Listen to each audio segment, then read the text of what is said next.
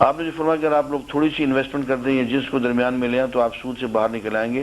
میرا سوال آپ سے یہ ہے کہ دیہاتوں میں عام طور پر ضرورت مند کسان لوگ سو کالڈ پھٹی کی بھمت کرتے ہیں۔ یہ بھمت کیا ہوتی ہے بھائی؟ یعنی کسی مالدار سے کچھ رقم قرض لیتے ہیں باعتبار جنس، اور کہتے ہیں کہ جب فصل کاٹیں گے یا چنائی ہوگی تو اس وقت فی من جو ریٹ ہوگا وہ قیمت یا جنس دیں گے۔ اب مسئلہ یہ ہے کہ مالدار غریب کسان کو رقم اتنی کم دیتا ہے کہ یہ ناجائز معلوم ہوتی ہے۔ یہ مسئلہ تو پھر اور ہو گیا، اس کا اس سے تعلق نہیں ہے۔ یہ ہوا کہ اس میں تھوڑی سی وہ آ جاتی ہے، کیا کہتے ہیں جی اس کو، کیا خاص لفظ ہے، ایک اور لفظ ہے میں بھول رہا ہوں، اس وقت بڑھاپا بھی تو ہے جی، اس میں استحصال بھی ہے، اور اس میں اصل میں وہ قیمت جب صحیح کسی چیز کی معلوم نہ ہو تو اس کو بیچنا جو ہے وہ جائز نہیں ہوتا، اس کو ہم یوں کہتے ہیں، اس کے لیے خاص لفظ میں بھول رہا ہوں۔ لیکن اب آپ کا باغ ہے، اس کی فصل ابھی پکی نہیں ہے، پھل ابھی چھوٹے چھوٹے لگے ہوئے ہیں، آپ اس کو بیچ دیتے ہیں تو یہ بیچنا ناجائز ہے جب تک اس کی فصل نہ آئے، اس کو ہم کہتے ہیں سٹہ بازی، یہ ناجائز ہے۔ ایسے ہی آپ گندم کسی ایسے بھاؤ پہ بیچ دیتے ہیں جو بھاؤ متعین نہیں ہے، وہ بھی جائز نہیں، اس میں ظلم ہو جاتا ہے، اور جیسے کہ بھائی صاحب نے کہا اس میں استحصال ہے۔ مثال کے طور پر کپاس کا عام طور پر ریٹ 1000 سے 1200 روپے فی من ہوتا ہے، اور مالدار صرف 3 ماہ قبل کسان کو صرف 400 روپے فی من کے حساب سے رقم دیتا ہے۔ اب یہ ناجائز ہے، یہ حرام ہے۔ سٹاک ایکسچینج کاروبار یعنی شیئرز کا لین دین قرآن حدیث کے مطابق کیا ہے؟ دیکھیے شیئرز مختلف قسم کے ہیں، بعض کاروبار ایسے ہیں، ان کے شیئرز ایسے ہیں جن میں سودی کاروبار شامل نہیں، وہ جائز ہیں۔ وہ شیئرز، وہ کاروبار اور ان کے شیئر جن میں کہ سود شامل ہے وہ ناجائز ہیں۔ غیر سودی بینکاری میں جو لوگ کاروبار کریں گے تو اس کی خریدی گئی اشیاء کی ٹوٹ پھوٹ یعنی مینٹیننس کا ذمہ دار ہوگا کون ہوگا، اور خرید کردہ اشیاء کی مثلا ٹریکٹر وغیرہ کو ناکارہ ہونے پر جو نقصان ہوگا، اس کی قیمت میں جو کمی ہوگی اس کا کون ذمہ دار ہوگا؟ اس کی قیمت میں جو کمی ہو رہی ہے وہی کرائے سے پوری ہو رہی ہے، اور یہ مت سمجھیے کہ یہ تو کمی پوری ہو رہی ہے اور پیسے میں کمی نہیں آ رہی، پیسہ بھی ویسے ہی ڈی ویلیو ہو رہا ہے، بالکل دونوں کی ایک ہی چیز ہے۔ بلکہ میں آپ سے عرض کر دوں کہ جنس کی قیمت بعض دفعے بڑھ جاتی ہے، پیسے کی قیمت گھٹ جاتی ہے۔ آج آپ نے ایک مکان 10 لاکھ روپے کا خریدا، اس کو آپ نے کرائے پہ دے دیا، اس پہ آپ کو جو کرایہ ملے گا وہ تو ملے گا، لیکن 5 سال کے بعد اس مکان کی قیمت جو ہے وہ 10 لاکھ نہیں رہے گی، 15 لاکھ ہو جائے گی۔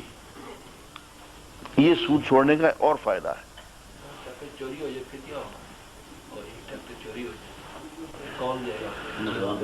بالکل وہی مسئلہ ہوگا جو کہ نقد چوری ہونے پہ ہے، مسائل وہی کے وہی رہیں گے۔ انویسٹر کا لاس ہے، لیکن یہ ہے کہ وہ ہمیشہ نہیں ہوتا، تو لیکن مسائل میں کوئی خاص فرق نہیں پڑتا، یہی تو رسک ہے، یہی تو رسک ہے تجارت میں۔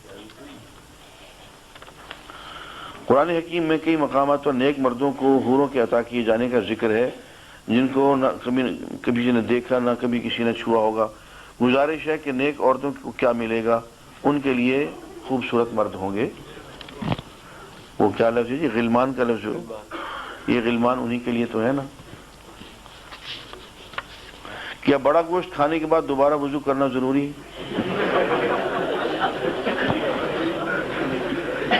پتہ چلتا ہے کہ ہم ہندوستان کے قریب قریب کہیں بیٹھے ہوئے ہیں، یہاں گو ماتا جو ہے نا اس کا ذبح کرنا،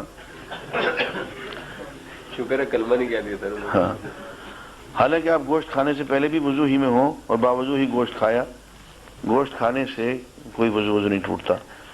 حضور نے مختلف اوقات میں کتنی تراویح پڑھی؟ کیا کبھی کم مقدار؟ حضور کی تراویح ہمیشہ تہجد 8 رکعت تھی۔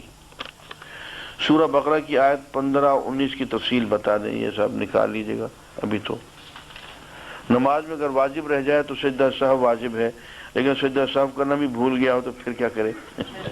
دوبارہ پڑھے. ڈاکٹر صاحب میرے والد صاحب اور دادا جی کی کافی جائیداد ہے. میرے والد صاحب کی 2 ملیں بھی ہیں اور کافی عرصے سے بند ہیں. یوں سمجھ لیں جب سے بنی ہیں تب سے کچھ عرصہ چلنے کے بعد اب تک بند ہیں. والد صاحب فوت ہو چکے ہیں اور اب بھی مجھے 5 سال ہو گئے اور ان کی جائیداد کے باوجود ہمیں سے کوئی فائدہ نہیں اور نہ ان کے چلنے کے کوئی اسباب نظر آتے ہیں. جائیدادوں پر کچھ مقدمات بھی ہیں جو 25 سالوں سے چل رہے ہیں. پلیز یہ بھی بتائیں کہ پوتا جائیداد میں دادا کی وارث ہے یا نہیں، جبکہ دادا جی ذہنی طور پر ٹھیک نہیں اور میرے والد فوت ہو چکے ہیں اور تمام عمل چچوں کے ہاتھ میں ہے. اب یہ ساری صورتحال بتا رہی ہے کہ اللہ کی طرف سے برکت اٹھ گئی. ملے ہیں لیکن 25 سال سے مقدمہ بازی ہے، ہیں چل نہیں رہی ہیں. یہ سب برکت اٹھ جانے کا نتیجہ ہے. پوتا کبھی وارث نہیں ہوتا ہے دادے کا، کبھی بھی نہیں ہوتا. باپ کی جائیداد کا وارث ہوتا ہے. اور دادا پوتوں کو اتنا کچھ دے دیتا ہے کہ اپنے بیٹوں کو بھول جاتا ہے. اس لیے پوتے جو ہیں وہ کبھی وارث نہیں بنتے. یہ تو میرا نور الہدا کے ریفرنس دے دیں تو تفسیر ہے. اچھا ہاں تو نور الہدا سے دیکھ لیں، آ گیا ہے اس میں اللہ یستہزئ بہم ویمدہم.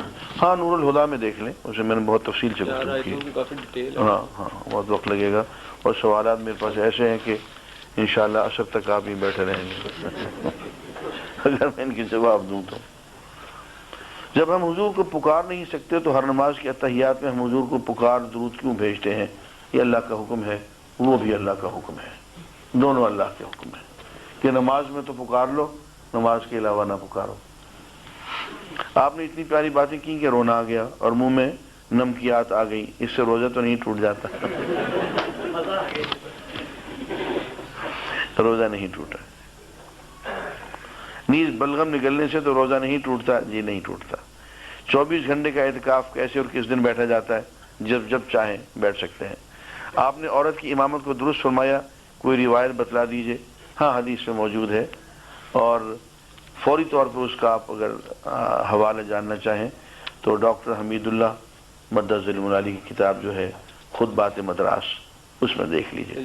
کتاب پوچھ رہے ہیں جو آج سے شروع ہونا ہے. ہاں جی اعتکاف آج شام سے شروع ہو جائے گا. 24 گھنٹے کا وہ پوچھ رہے ہیں کہ اس کا کیا طریقہ کار ہے، کب وہاں مسجد پہنچنا ہے اور کب؟ ہاں آج مغرب کی اذان سے پہلے روزہ وہاں مسجد میں داخل ہو جائیں، افطار مسجد کے اندر کریں. یہ اعتکاف کے شروع ہونے کا وقت ہے. گزارش یہ کہ میں نئی اور پرانی گاڑیاں قسطوں پر دینے کا کاروبار کرتا ہوں، جس کا طریقہ کار اس طرح ہے کہ نئی یا سیکنڈ ہینڈ گاڑی کی کل قیمت طے کر لی جاتی ہے اور منافع پہلے سے طے کر کے ادائیگی کی مدت بھی طے کر لی جاتی ہے اور ماہانہ قسط مقرر کی جاتی ہے. آیا یہ سود میں تو شامل نہیں؟ یہ نہیں ہے، سود میں شامل نہیں. اس میں اگر قیمت بھی زیادہ ہو جائے قسطوں کی وجہ سے پھر بھی سود نہیں. مثلا آپ نئی گاڑی خریدتے ہیں 10 لاکھ روپے کی، نقد پہ آپ خریدتے ہیں 10 لاکھ میں اور آپ کہتے ہیں کہ میں اس کی قیمت سال بھر کے بعد دوں گا 11 لاکھ. یہ جائز ہے. یہ 1 لاکھ روپے جو آپ زائد دیں گے یہ اس گاڑی کا کرایہ بن جائے گا. اس کو ایگریمنٹ میں کرایہ شو کرے نا؟ ایگریمنٹ میں جی ہاں جی ایگریمنٹ اسی میں یہی ہوگا، کرایہ ہی شو ہوگا. انٹرسٹ شو کرتے ہیں تو نہیں وہ نہیں، اس کو تحریر میں اس کو کرایہ ہی لکھیں اور وہ سارا تحریر میں سب آنا چاہیے. دوسرا طریقہ یہ ہے کہ گاڑی اسی کی ملکیت ہوتی ہے جو اسے خریدنا چاہتا ہے. ہم اس کی ضرورت کے مطابق پیسے دے دیتے ہیں اور منافع طے کر لیا جاتا ہے اور مدت بھی. کیا ایسا جائز ہے؟ جی یہ جائز نہیں ہے، یہ جائز نہیں ہے. گاڑی اسی کی ملکیت رہے گی جو بیچنے والا ہے.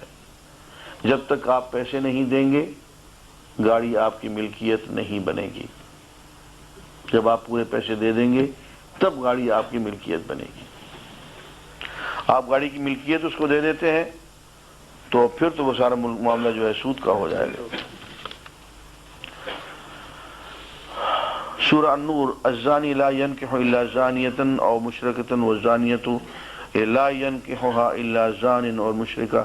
اس آیت کا درس انشاءاللہ آج ٹھیک 8:30 بجے ہوگا. اس لیے اس آیت کی تفسیر بہت لمبی ہے، میں یہاں نہیں دے سکوں گا۔ جن کو سننا ہو ٹھیک 8:30 بجے آج وہاں تشریف لے آئیں مسجد حجاز میں۔ بعض روشن خیال لوگ سمجھتے ہیں کہ قرآن پاک کے لفظ ربا کی اصل ڈیفینیشن پر علماء کا آج تک اتفاق نہیں ہو سکا۔ وہ روشن خیال نہیں ہے، بہت تاریخ خیال ہے، ان کو کچھ پتہ نہیں ہے کہ علماء نے کیا کہا ہے، کیا سنا ہے۔ اور دوسری، آج کل کا بینکنگ سسٹم اس ربا کے تحت نہیں آتا، بالکل اسی کے تحت آتا ہے، اور یہ سب ربا ہو رہا ہے، یہ سود ہے۔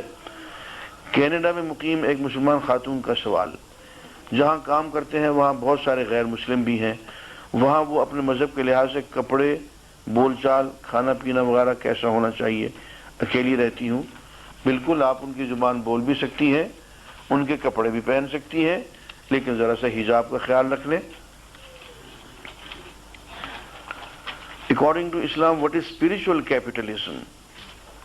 یہ روزہ، حج، زکوٰۃ، یہی اسپرچل کیپٹلزم ہے۔ ڈاکٹر صاحب میری عمر 52 سال ہے، مجھے تقریباً 1 ہفتے سے لیکوریا کی شکایت ہے اور دوسری یا تیسرے دن خون کا داغ لگتا ہے، لہذا مجھے بتائیے کہ میں نماز روزے کا کیا کروں؟ نماز روزہ آپ جاری رکھیں جب تک کہ آپ کو شفا نہیں ہوتی، اور شفا ہو جائے تو اور بھی اچھا ہے۔ بیماری کی وجہ سے آپ نماز روزہ نہیں چھوڑ سکتی۔ It is not possible that Islamic principles be applied to all walks of life in Pakistan. Why can't we have Islamic system as it is in Saudi Arabia? There is no Islamic system even in Saudi Arabia. It is not there even in Pakistan. سعودی عربیہ بھی پاکستان سے کچھ زیادہ بہتر نہیں ہے، وہ اسلام کا ڈھونگ زیادہ رچاتے ہیں، اسلام کم ہے ان کے ہاں۔ چند چیزوں میں ہم سے بہتر ہے، نماز کی ان کے یہاں پابندی زیادہ ہے، قانون شریعت ان کے ہاں نافذ ہے، نظام تعلیم ان کے ہاں اسلامی ہے، اور بس۔ معاشی نظام، سود خوری، اس میں وہ ہم سے بھی بدتر ہے۔ سیاسی نظام طاغوتی نظام ہے، شیطانی نظام ہے، اس لیے اس کو اسلامی نظام کہنے کی کوئی گنجائش نہیں۔